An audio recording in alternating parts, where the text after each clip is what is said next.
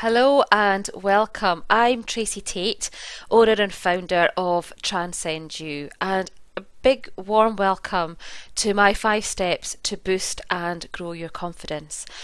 Now, when we work for ourselves and by ourselves, our confidence can sometimes take a bit of a dip. But when we learn to challenge and manage our confidence levels, it means that we're in a better place to take on opportunities and challenges that can allow us and our businesses to grow. Because I know that you want your business to be more successful than it currently is. So what I'm going to do is I'm going to take you through my 5 steps to boost and grow your confidence. To accompany the slides, there is also a workbook that you can download and work through each of the 5 steps that I'm going to take you through. So the 5 steps will be there along with the questions that I actually ask you in this presentation and some ways that you can learn to challenge and manage it. So some great tools and techniques to boost and grow your confidence. So you can listen to me along with the workbook, or you can just do the workbook with a cup of tea or a cup of coffee at a time that suits yourself. So before we actually start the 5 steps, I'd just like to tell you a little bit about me. I promise not to keep you for too long because I know how keen you are to get on to the confidence stuff. So a little bit about me. My background was in marketing, and I worked for some global companies in my time. So a lot of travelling all over and really kind of being married to the job in all intents and purposes. While it taught me so many great skills, at the back of my mind there was always the thought that there's something more that I would really love to do. And I knew that it involved working with people in some way that would enable them to make changes to themselves, to enable them to be the best version that they could be. But at the time, I didn't have a clue. I didn't know how to find this stuff out, where I could go to, who to ask. Another thing was I was great, absolutely A star at finding lots of reasons or excuses, as I like to call them now. All the reasons that I couldn't do it, and I had a list as long as my arm. But now when I reflect back to my younger self, it was my mindset that was holding me back. It was those conversations that I was having about my lack of confidence, my limiting beliefs, my self-doubt, that I could actually go on to retrain, to work with people and eventually have my own company. And it took me nearly 20 years to begin to make the changes. But when I did, it was great. I realised that it's purely what I think that was holding me back. But now it's completely what I think that moves me forward, should I so choose. So that's all about me then. Let's get stuck in, let's get tore into the confidence stuff now. So step 1, it's about you. It's about you learning to own your beliefs. And there's a few steps that we can do to begin that process. So we're starting from you, we're starting from our beginning. So what I'd like you to ask yourself is, what is it that you are currently believing about you? So you can either make some notes here or sit with the workbook. As I say, it's entirely up to yourself how you go through this process, but I'd like you to start thinking and being completely and utterly honest about the current beliefs that you have about you. And I'd like you to write down the good and the not so good ones. So get it all out, because once it's all out and written down and visible, it can be much more easy and straightforward to begin to deal with. So once you've got all that out, how much of what you believe is your own? Now, what I mean by that is as we grow and develop, we are influenced by a lot of external sources. But a lot of positive things come from that as well. But in terms of your beliefs, these can come from your family, your friends, your peers, school friends, what you take on board from television, social media. So I'd like you to go through that list and look at what beliefs are empowering you and what beliefs are not. So as I say, we get influences from so many external sources that make us what we are now. But I'd like you to ask yourself, what ones are the good ones? What are the ones that are enabling you to move forward, that make you feel empowered? And what beliefs are not? So please go through the list and begin to do that. Now this exercise may take you a little while, and it's maybe something that you'd like to keep going back to until you get everything out, because there'll be occasions where suddenly something will come into your head and go, and then you can write that down on this list that you have created. My second stage is have a role model. Now going back to when we were growing up, when we were children, or even if you look at other children, they learn by mimicking and copying. So a child will watch how you do something and quite happily copy what it is you do. And then as we grow up, we have our heroes, don't we? We introduce that into the games that we play. So we could be astronauts or teachers or explorers climbing trees. And we just quite happily take on that role.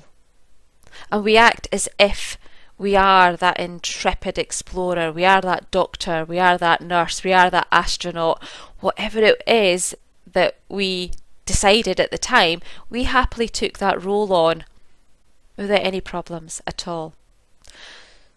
So here and now, what I'd ask you to do is, who do you respect and admire? What traits do they have that you would like to have yourself? It could be someone in business, someone in your family, whoever it may be, but it's someone that you respect and admire and have a bit of an aspiration to be like.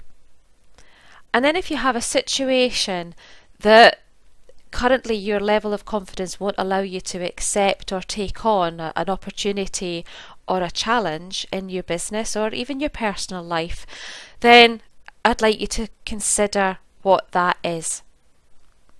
What is that opportunity or challenge that you're not quite ready to grasp and take with both hands?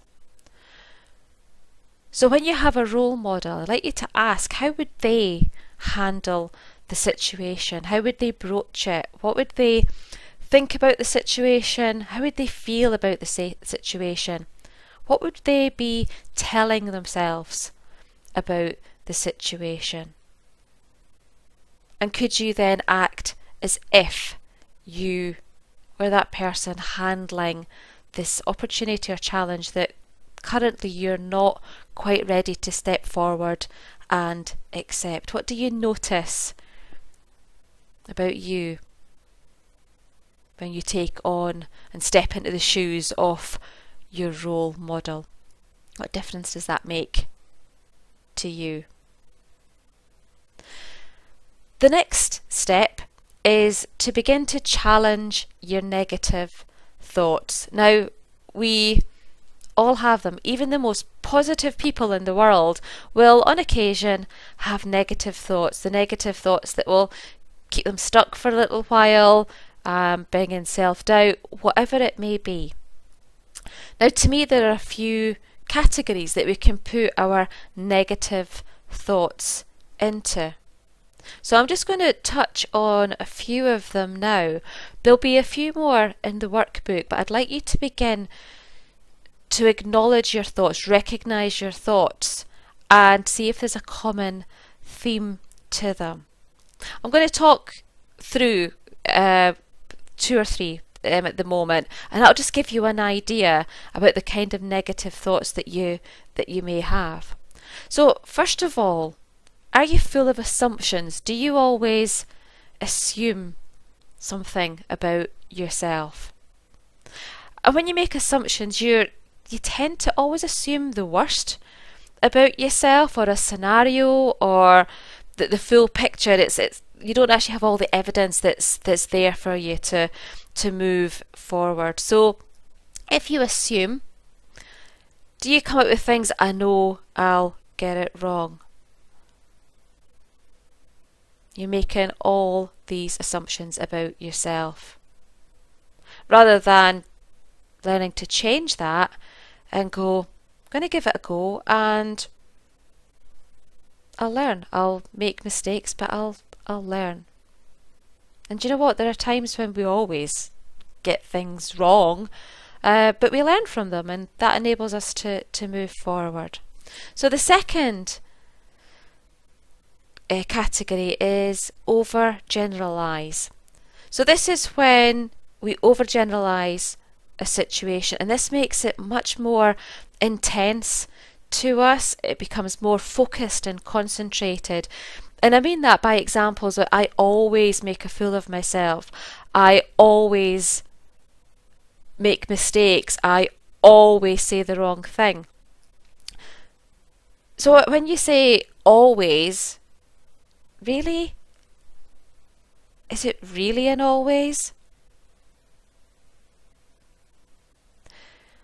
So listen to how you're talking to yourself. So when you tell yourself that you always do something, you're kind of beating yourself up with a bit of a big stick, aren't you? You're always making these assumptions. Again, we're going back to assuming that that is how you are.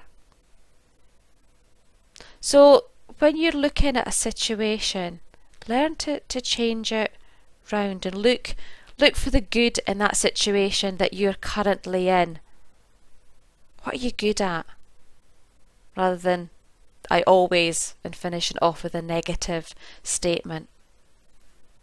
Are you a should person? Some people just constantly say, I should do this, I should do that, I should be the next thing. So are you kind of surrounding yourself by, I should be better than this, I should be making more money, I should be more successful, I should be more popular, I should be getting more hits on my website? These shoulds are the demands that you're putting on you constantly, and after a while it becomes so exhausting putting these bars so high that you should be achieving all the time. And what a should does, it represents what you are not doing, but you think that you should be doing. So let's change that round, and it's very simple. So rather than using a should, change it to I want or I could. And we become a bit more kind to ourselves and realistic and a bit more gentle to how we treat ourselves. I always think if you were to have a young child or your best friend in front of you, how would you choose to talk and to nurture them if they were facing a challenge in their lives? Would you tell them that, well, you always get it wrong? Or would you say to them, well, you always make a fool of yourself? Or you should be more successful? Chances are that isn't how you would talk to your friend if they came to you looking for some support. Maybe it's time we started being our own best friends. What do you think? So finally, do you compare? Do you always compare yourself to others? So do you have a bit of, well, they do it better than I do? Have you seen their website? It's fabulous. They're making way more money. Look at the car they're driving. Their business is much more successful. So why are you putting yourself through this? It's absolutely worthless competing from your perspective, your opinions on what you think is currently happening. And what you're doing is you are focusing on what you believe that you don't have. So you are believing that you have weaknesses in certain areas rather than concentrating on the strengths that you do have. So if you are comparing yourself to another person, bear in mind they're exactly the same as you. They need to drink, eat, sleep, pop the loo at times as well. So stop comparing. Look at your strengths and learn to apply that to the opportunity and challenge and start to take those steps forward to getting nearer to grabbing that opportunity or to make it happen for you. Okay, we've looked at the challenging of your negative thoughts. So how do we now get our positive actions into place for positive thoughts? Kind of touched on it in the previous slide. It's learning to be more kind to yourself. It's learning to accept that who you are is who you are and all the little lovely, wonderful foibles that go with you. And do what you've always done. Learn from your mistakes. Now, again, if your friend or a young child was to be sitting in front of you, would you berate them for them having a go and it not quite working? Or would you support them on how they could learn and move forward? It always amazes me with little ones that are learning to walk. Now they will get up, they will wobble, they will plump straight down, but they get straight up again. And they will keep going and keep going. They will learn to hold on to things. They will crawl around the edge of the sofa.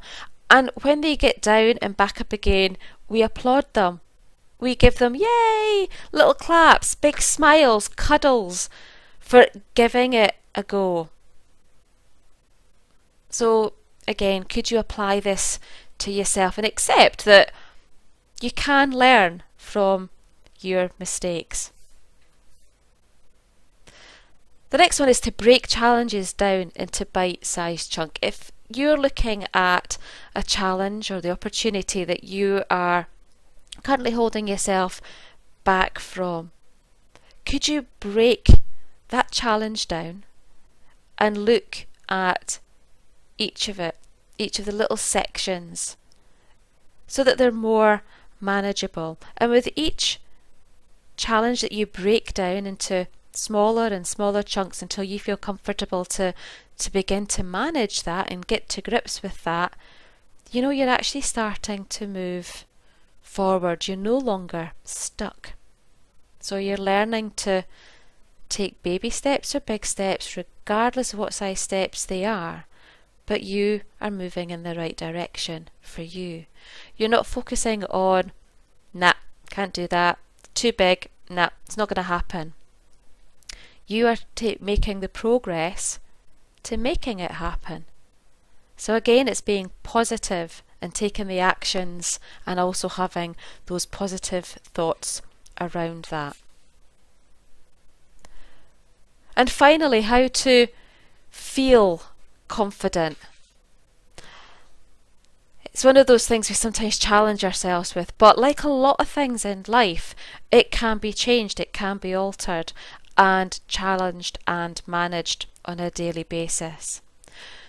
So number 5 is a great way on how to begin to reduce the negativity and to focus on, like I said in the previous slide, to move forward.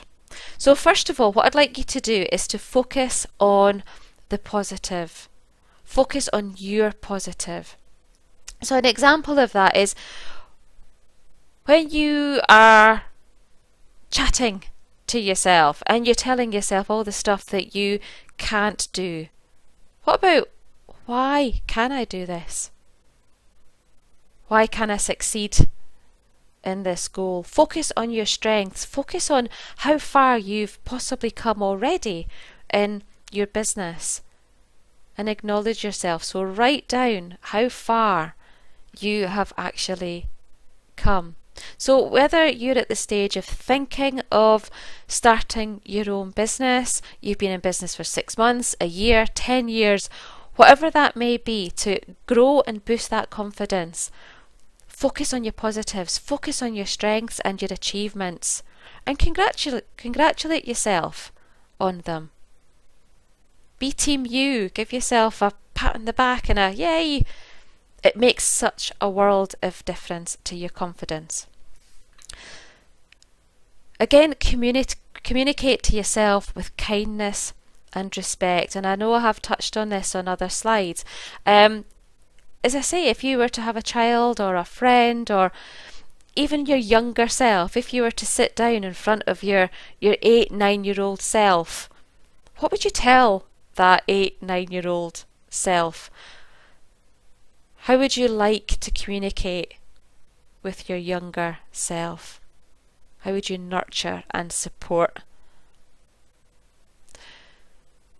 So consider how you can begin to change your communication. What positives can you begin to share with yourselves? What achievements can you begin to celebrate? What can you be grateful for each and every single day? Or what results have you done? So these 5 steps aim to move you forward. So now it's a case of, why am I confident? And I'm hoping by you asking and being able to answer that question for yourself now, that challenge and opportunity that's sitting there right in front of you, ready with your name on it for you to grab and take hold of, and to make you and your business grow, become more of a success. Because as I've said, I know that is what you want for your business. You want to be more successful in it. So now, with this ability to challenge and manage your confidence levels, why are you confident today? Okay, I'm going to leave you now to go off and think, have a look through the workbook and see how you get on. And baby steps are absolutely and utterly and totally fine, as long as you're beginning to make those changes along the way. If you're looking for any more information about how I can help you with your marketing, your business or your mindset, there is information available on my website. If you have any questions, any comments about this video tutorial and the workbook on boosting and growing your confidence, please send me an email. I'd love to hear how you're doing, or if there's anything else that I can help you with, drop me a line. I'll be more than happy to get in touch with you. I'm also on Facebook, Twitter and LinkedIn, so feel free to pop over, have a little bit of a look to see what I do, and if you want to like, comment or share on anything, again, please feel free. Well, it's been a pleasure talking with you, and thank you so much for your time. I really appreciate it, because I know that when we work for ourselves and by ourselves, time is a great commodity for us.